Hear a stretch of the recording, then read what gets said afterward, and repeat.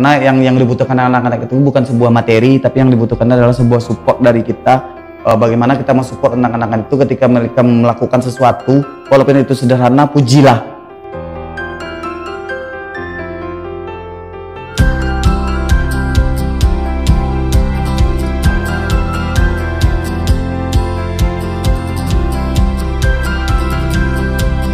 Baik, Assalamualaikum warahmatullahi wabarakatuh. Assalamualaikum warahmatullahi wabarakatuh. Bertemu kembali dalam Smart Discuss, diskusi pintar, teh dan ngopi, teman hangat, ngobrol pintar. Bersama saya Armedi Tanjung. Kali ini kita kedatangan tamu yang istimewa sekali, sahabat kita Ribut Anton Sudijarwo. Nah, mendengar nama saja saya sudah teringat nih, mantan Kapolri beliau. Jadi saya kira luar biasa juga, mungkin nenek, apakah ayah beliau mungkin terinspirasi dari seorang Kapolri, mudah-mudahan ya. Baik, ternyata beliau seorang tokoh yang sudah berhasil ya mengasuh, mendidik dalam tanda petik anak-anak nakal ya di sekolah yang sering cabut, lalu dibina, diberi wadah, dibentuk sanggar yang namanya juga agak rada-rada aneh, ada luar biasa gitu. Namanya Darak Badarak. Nah, kita tanya kenapa harus ada Darak. Baik, saya kira kita berikan kesempatan kepada Anton Sudijarwo ini untuk memperkenalkan sedikit tentang data beliau. Kepada Anton kita persilahkan.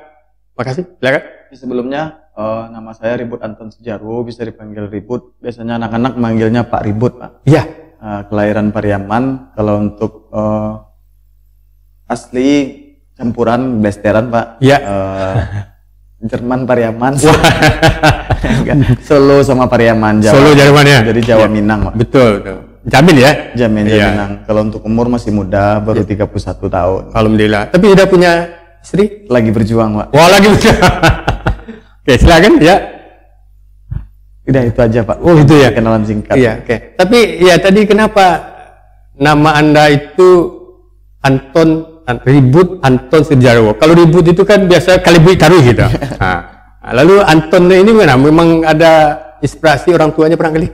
Kalau untuk sebenarnya nama saya pertama kali lahir itu Anton Sudijarwo saja, Pak. Ya. Karena orang tua memang terinspirasi dari Kapolri Indonesia ketika itu. Iya, betul. Jadi dikasih nama Anton Sudijarwo karena selalu sakit-sakitan sampai kelas 6 SD, itu makanya dikasih nama Ribut. Ya. Cucu pertama lelaki di keluarga saya. Ya. Yang lahir bikin heboh sekeluarga Taruh. Ya. Itu makanya nama Ribut. Ribut. Wah. Iya.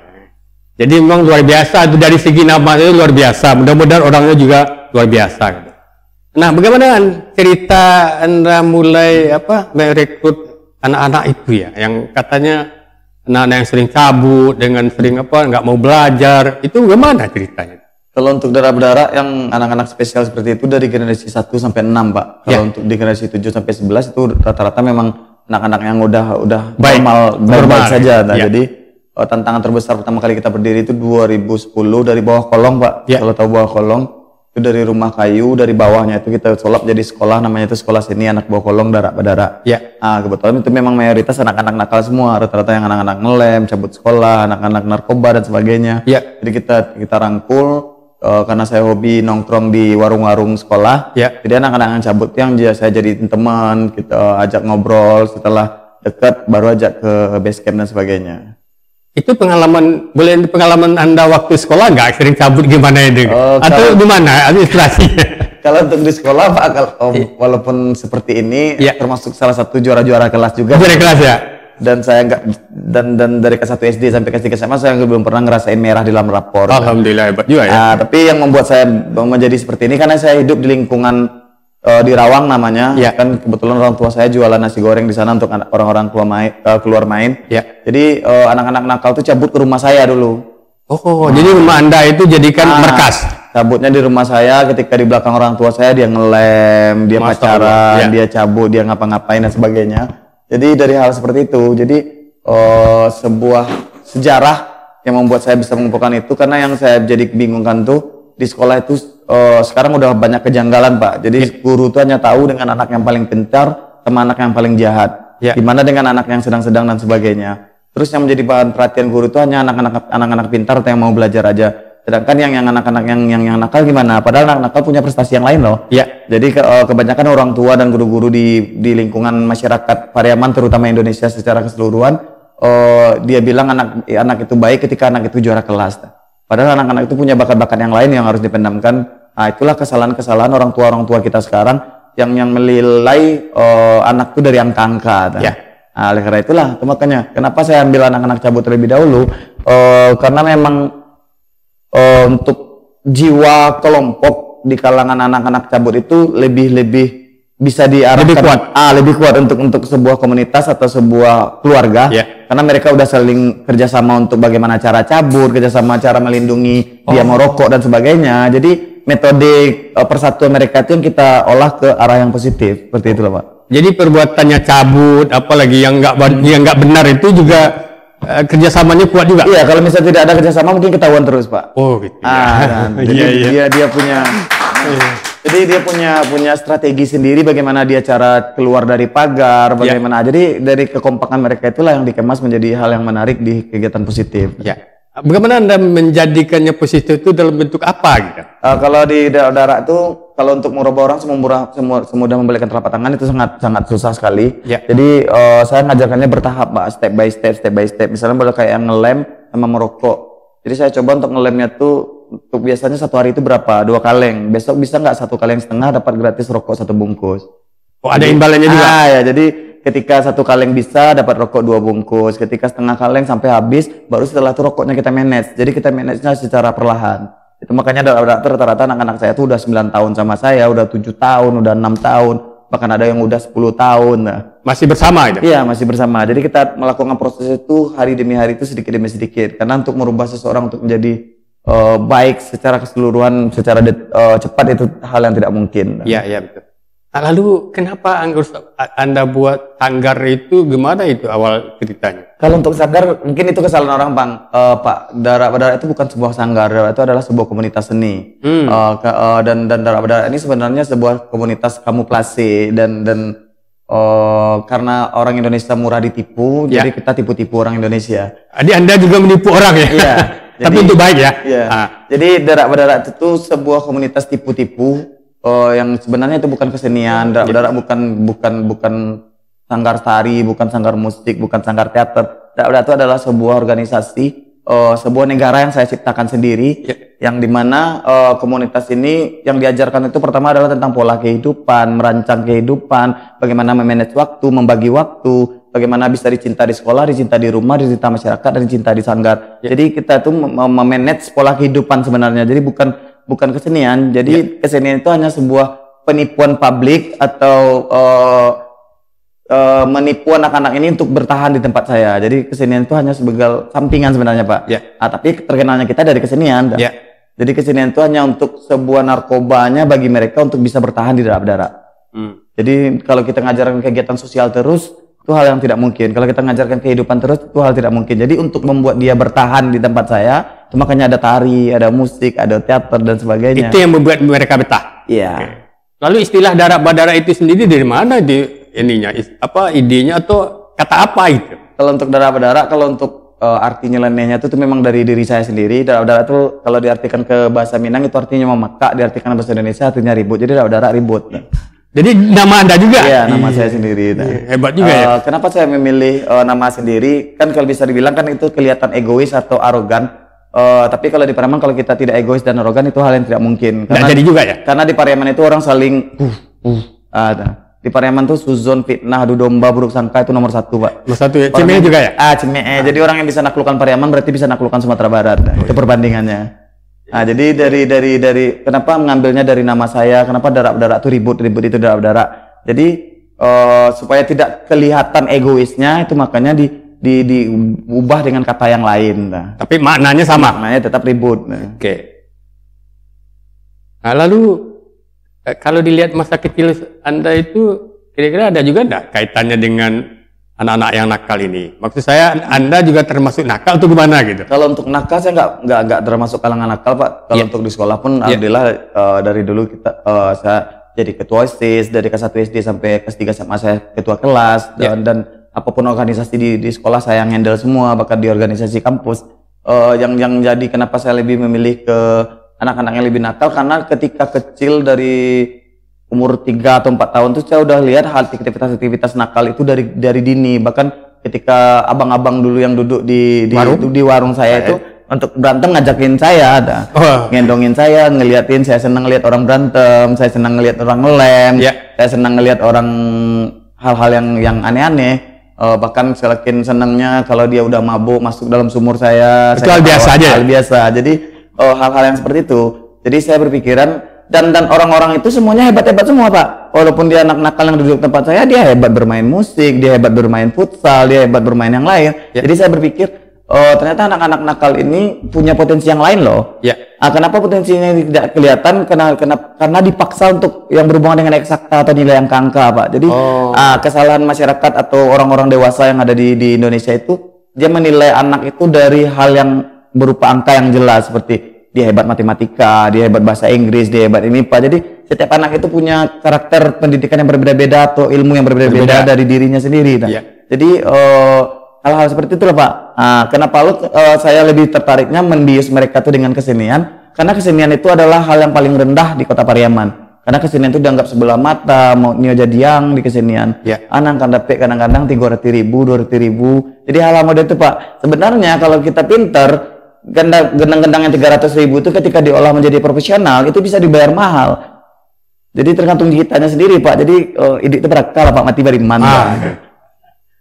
Anak dulu waktu awal tampil itu berapa dibayar tampil berkesenian lalu dibayar orang berapa awal-awalnya gitu? Kalau untuk pembayaran atau gratis itu? Kalau untuk pembayaran berdarah dari 2010 sampai 2013 akhir itu lebih banyak gratisnya, Pak, dari ratusan kali main.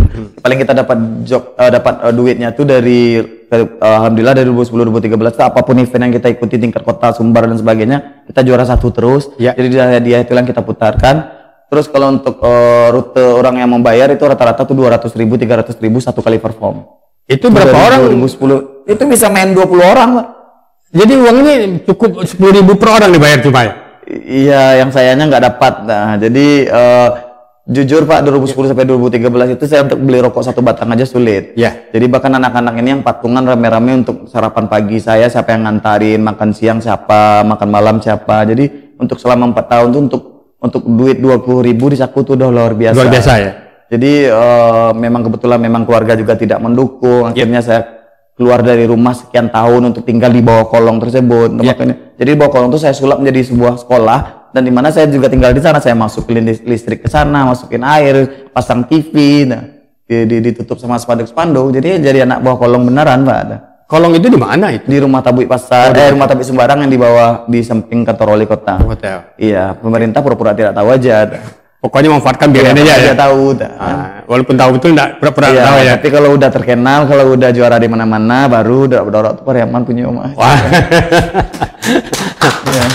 Terus sekarang berapa bayaran yang pernah tertinggi dinikmati oleh darat bandara? Kalau untuk sekarang dari 2014 sampai sekarang itu bayaran anak-anak paling rendah itu kalau untuk paket paling kecil itu main 3 menit, itu main dicari penyambutan itu 2,5 juta. Itu main cuman 1 paket, dan orang rata-rata jarang yang pakai paket itu. Rata-rata orang pakai paket yang 7,5 sampai 15 juta. Dan rata-rata untuk dari 2018 sampai sekarang itu 1 kali perform 5 menit dibayar 7,5 sampai 15 juta. Kalau yang tertinggi kita 2014 dipakai Jogja itu 170 juta 10 menit perform. 10 menit perform. Luar biasa. Artinya apa, masa pahit-pahit itu sudah boleh terlewati gitu. Terlewati seketik lah. Gitu. Nah, itu apa namanya, dengan tadi sudah sampai dibayar 100 sekian juta itu untuk berapa orang gitu? Kalau di daerah itu, Pak, yang anehnya tuh daerah itu kami di sistemnya nggak pernah pakai gaji, Pak. Anak-anak ini kerja aja terus tapi nggak pernah dikasih gaji. Jadi kita memang ngajarkan anak-anaknya tidak boleh menuangkan uang. Karena memang kita ngajarkan di daerah itu tidak ada boleh untuk memikirkan uang atau pendapatan ketika setelah perform. Nah, jadi kita boleh, Pak, tanya sama anak-anak saya yang saya bawa ke sini. setiap dia perform dia tidak pernah dikasih duit, walaupun proyeknya 7,5 juta, 15 juta, 20 juta, 30 juta, dia nggak pernah dapat bayar. Lalu uang ini mau beri uaran yang itu yang kita putaran itu yang makanya namanya komunitas. Kalau sanggar itu mencari duit, Pak. Kalau komunitas mutarin duit. Oh, itu bedanya. Ya. Kalau sanggar itu mencari duit, kalau komunitas itu mutarin duit. Jadi dari duit yang didapat itu kita putarin. Siapa yang ulang tahun dikasih hadiah, siapa yang juara kelas dia kasih hadiah, siapa yang berprestasi dikasih HP, dikasih dia mau beli motor, kekurangan duitnya berapa kita tambahin, kita beliin sepatu, kita beliin baju, kita ajak jalan-jalan. Bahkan untuk yang terakhir aja untuk beli acara bulan puasa aja kita di hotel, nggak level tengah year, Pak. Nah, jadi memang di hotel, di kolam renang hotel kita nyewa kamar beberapa malam untuk semua anggota darah. Jadi kita kasih hal-hal bonus atau kebahagiaan yang ada di dunia. Karena hal-hal seperti itu dia tidak dapat dari orang tuanya. Sekaya-kaya orang tuanya nggak mungkin orang tuanya ngajak liburan ke hotel. Jadi kita ngasih hal-hal yang tidak mungkin rasanya didapatkan oleh orang tuanya kayak gitu, Pak. Betul, jadi kita nggak pernah sistem gaji. Nah sekarang sudah sampai di mana aja tampilnya? Saya dengar itu udah sampai ke luar negeri atau apa gimana gitu ya? Kalau untuk insya Allah Pak dari 2014 awal sampai sekarang untuk internasional tuh setiap tahun kita berangkat kecuali yang corona, karena corona menghancurkan segalanya. Ya. Padahal jadwal kita untuk 2020 sampai 2021 ini untuk luar negeri nggak kehitung lagi. Untuk luar negeri baik itu ke Eropa, baik itu ke India, baik itu ke Asia dan beberapa kota yang ada di Indonesia. Jadi karena corona semuanya undur dan ada beberapa yang cancel. Kalau untuk yang terakhir kita keluar negeri itu 2019, itu kita tur di 5 negara. Ada Malaysia, Singapura, Vietnam, Kamboja, sama Thailand. Luar biasa sekali itu ya. Jadi artinya dari hal yang dicemoohkan, macam-macam, ternyata sudah darah sudah bisa go internasional gitu. Iya. Nah dari yang keliling 5 negara itu apa yang didapatkan oleh darah badara gitu? Baik di sisi finansial maupun di sisi kru anggota darah badara sendiri. Kalau yang kami punya target Pak, yang kita dapatkan di setiap event atau di luar kota itu target utama kita tuh jalan-jalan gratis. Oh itu dulu ya? Jadi kita nggak ngarepin kita dapat duit banyak, kita dapat perform sini sana. Jadi kita yang kita dapat itu yang pertama jalan-jalan gratis, yang kedua kita dapat link. Jadi kalau target darah itu satu kali perform di satu titik, kita harus menghasilkan titik-titik berikutnya. Jadi darah nggak ada yang main satu titik habis, nggak ada Pak. Jadi biasanya kalau yang udah make kita itu untuk puluhan tahun ke depan dia make kita terus. Jadi kita nanam link di mana-mana. Jadi satu kali perform menghasilkan 16 titik, 16 titik perform menghasilkan 16 titik, 16 kayak gitu. Jadi kita yang kita kejar tuh link terus. Itu makanya darah nggak project di Pariaman aja. Kita lebih banyak project di luar. Mungkin kalau dihitung dari 2014 pertama kali kita booming sampai sekarang udah ratusan bahkan ribuan kita perform. Mungkin yang di Pariaman ini mungkin 10% atau 8% saja. Justru lebih banyak di luar. Ya kalau Pariaman kecil tentu terbatas ya. Iya, duitnya juga banyak keluar Pak. Iya betul. Baik, itu apa pengalaman yang paling pahit atau sulit yang Anda alami mengelola anak yang tentu berbagai ragam ya, latar belakang dan tingkah lakunya gitu. Apalagi ada perempuan kan? Ada perempuan. Nah ini kan juga tidak mudah menanganinya gitu. Kalau untuk ke anak-anak tantangan terbesar ya memang harus acu uri dado Pak, acu bersabar. Dan anak-anak juga diberikan pelajaran hal-hal seperti itu Pak. Jadi tidak darah itu diajarkan untuk anak-anaknya. Bukan saya yang mengerti dia, tapi dia yang mengerti saya. Jadi kalau misalnya saya diharapkan untuk mengerti mereka semua, mereka terlalu banyak. Jadi mereka yang diajarkan untuk bagaimana bisa mengerti saya, karena saya sendiri. Jadi kayak gitu. Jadi mereka diajarkan untuk berpola pikir dewasa. Jadi ketika melakukan kesalahan, dia kena marah atau kena hardik atau kena kata-kata kasar, yang dia salahkan bukan kena marahnya. Jadi yang dia nilai itu tuh kenapa sih kena marah? Kenapa kok bisa kena marah? Oh iya, saya terlambat. Oh iya, ini salah. Oh iya, ini. Jadi anak-anak tuh diajarkan untuk baca min Pak. Jadi orang Pariaman banyak baca min itu anak pandai. Jadi nyulupu daratan, jadi lupa dengan apa kesalahan. Jadi yang dia lihat itu marahnya orang aja, tapi dia melihat kenapa orang itu marah. Gak mungkin lah mobil kita berdiri kita tabrak sendiri dah. Jadi anak-anak tuh diajarkan seperti itu Pak. Jadi ketika dia kena marah, yang dia lihat itu bukan marahnya, kenapa dia kena marah. Jadi faktor penyebabnya ya? Ada faktor penyebab. Jadi anak-anak tuh diajarkan kayak gitu Pak. Diajarkan untuk selalu bercermin, angsia sama itu Pak. Nah itu butuh berubah perilaku anak-anak itu butuh berapa lama waktu yang kita alami gitu? Kalau untuk jujur Pak, anak-anak ini kalau pertama kali masuk ke tempat saya tuh hari pertama sama hari ketiga tuh kurang ajar semuanya sama aja tuh Pak. Kalau saya bertanya jawabnya nyeleneh. Bahkan kemarin yang terjadi ada anak baru kemarin tuh Pariaman, anak Pariaman juga 2 orang masuk, dia ngechat saya tuh pakai PP di match. Oh iya. Iya. di Sanggar Oyo Beko Kasinan. Jadi rata-rata Pak anak dadak tuh 1 sampai hari ketiga tuh kurang ajar semua Pak. Tapi di hari keempat sampai berikutnya berubah drastis 180 derajat. Saya nggak pernah ngajarin karena mereka belajar dari lingkungan. Karena anak-anak itu akan cepat menangkap dari lingkungan sekitar. Karena dia melihat anak abang-abangnya sopan. Karena anak-anaknya ngelihat abang-abangnya kalau ngomong tunduk kepala ke saya. Jadi dia belajar sendiri. Jadi anak-anak itu saya ajarkan secara tersirat semuanya Pak. Bukan secara harus modelku enggak Pak. Jadi tidak itu diajarkan secara tersirat. Jadi kita main rasa, main lingkungan. Ya. Berarti filosofi mengajar itu yang lebih diutamakan. Baik, mungkin apa harapan Anda terhadap yang Anda lakukan hari ini? Kalau untuk mimpi, jujur, kalau untuk mimpi kita udah terkabul semua Pak. Ya. Bahkan di Daudara ulang tahun 10 itu ulang tahun pembubaran kita. Karena memang kita target cuma 10 tahun. Di Daudara itu namanya project 10 tahun ke depan. Jadi memang Daudara itu hadir di Kota Pariaman ini memang 10. Dan kita di ulang tahun 10 kita udah bubarkan diri. Dan di ulang tahun 10 kita ngerayain ulang tahun 10 sekaligus kita rapat menutupkan dan pembubaran Daudara secara resmi.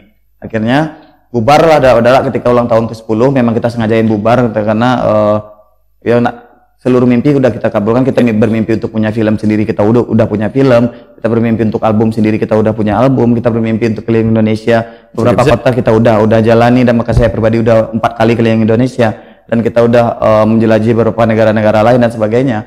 Di 2010 itu, di tahun 2020 di ulang tahun ke-10 kita udah bubarkan diri. Tapi anak-anak ini protes semua karena dia nggak mau dibubarkan. Udah sedang tinggi-tingginya, kenapa harus bubar? Akhirnya kita mengubah mimpi. Saya pikiran dari yang awalnya dari mimpi 10 tahun. Jadi untuk yang Daudara sekarang, kalau Bapak ketemu sekarang, Daudara sekarang kita programnya beda lagi, jatuhnya ke budget lagi.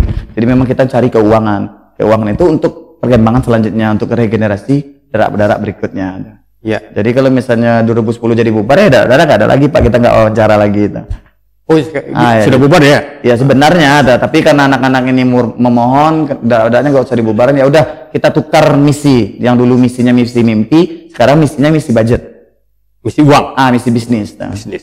Memang untuk bisnis lagi Pak. Itu makanya kita brand-brand kita naikkan. Besok kita akan keluar brand baju daerah-daerah, brand sepatu daerah-daerah. Kita juga akan collab sama brand kopi. Kita juga collab sama brand-brand. Wah, luar biasa. Dan insya Allah kita akan collab sama Tangkele. Kita collab sama Kopi Batigo. Kita collab sama brand-brand yang ada di Bandung. Jadi kita yang naikkan memang untuk mencari kepulang bisnis. Betul. Lalu apa yang belum tercapai dari mimpi saudara?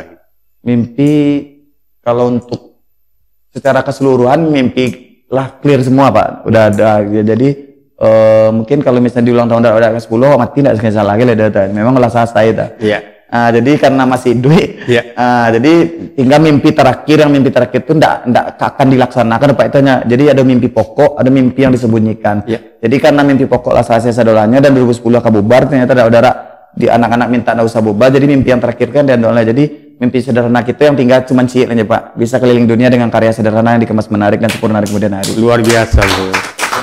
Lalu sudah berapa anak yang terlibat aktif di Badara ini sejak awal? Kalau untuk Badara yang terpilih pasukan inti itu dari generasi 1 sampai 11, kita udah 11 generasi Pak. 11 generasi? 11 generasi itu 127 orang total keseluruhan. Tapi kalau yang udah ditolak Badara mungkin ada sekitar 1087 sampai 1100-an. Yang ditolak? Maksud ditolak itu gimana gitu?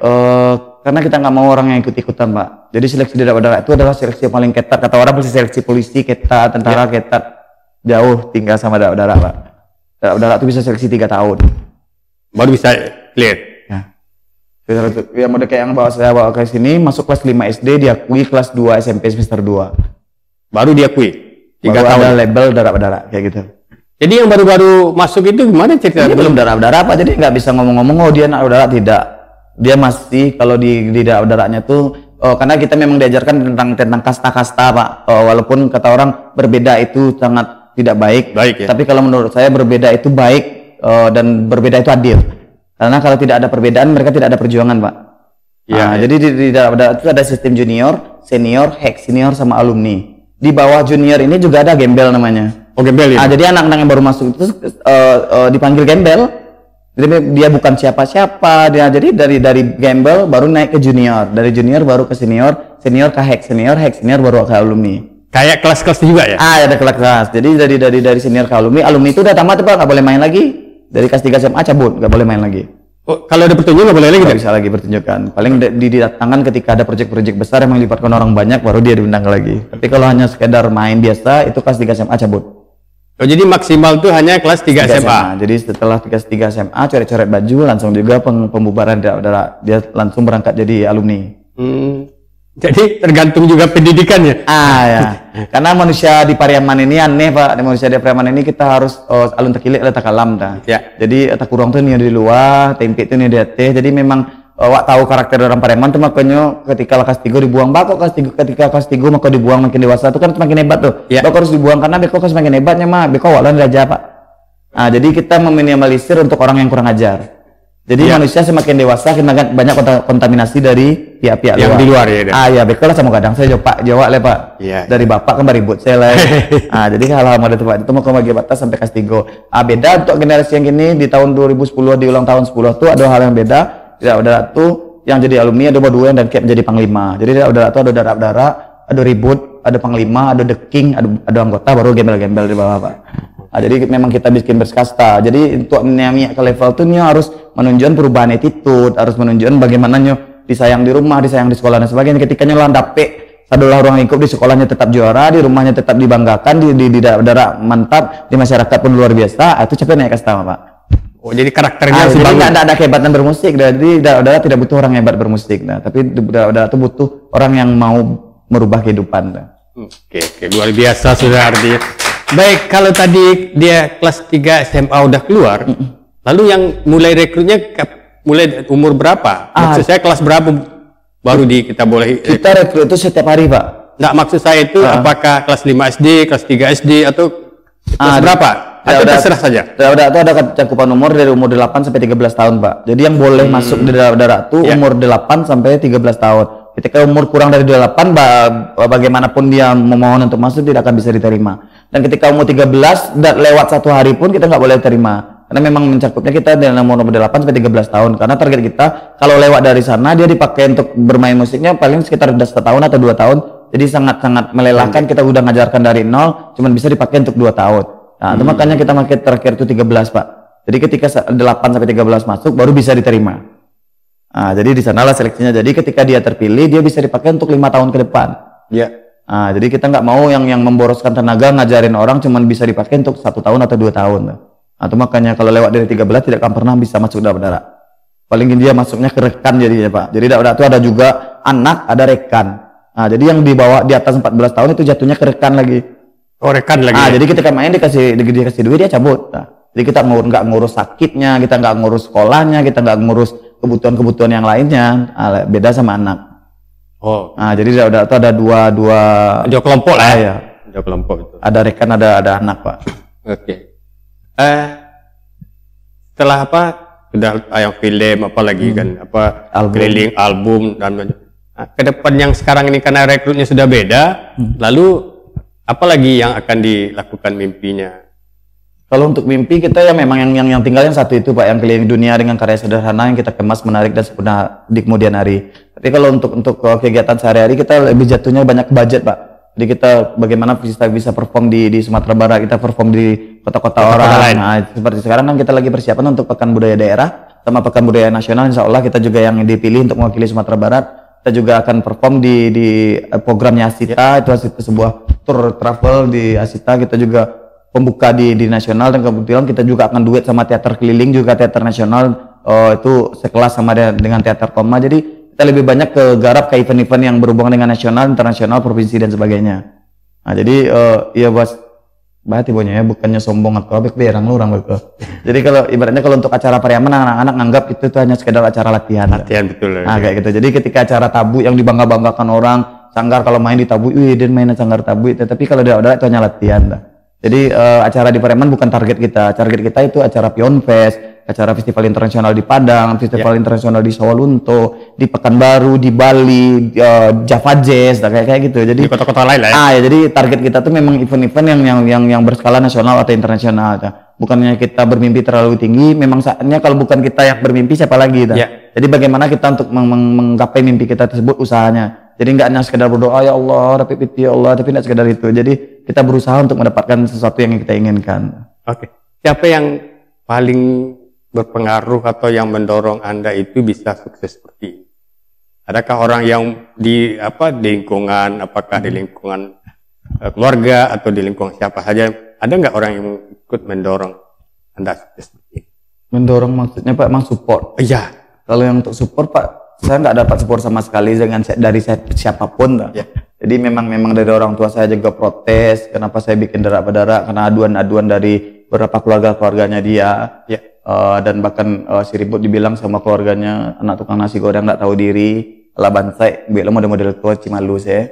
Kuliah di kesenian kejadian. Jadi kesenian ini memang minoritas kalau untuk di Pariaman Pak. Bahkan 2010 sampai 2015 kita masih sendiri di sini.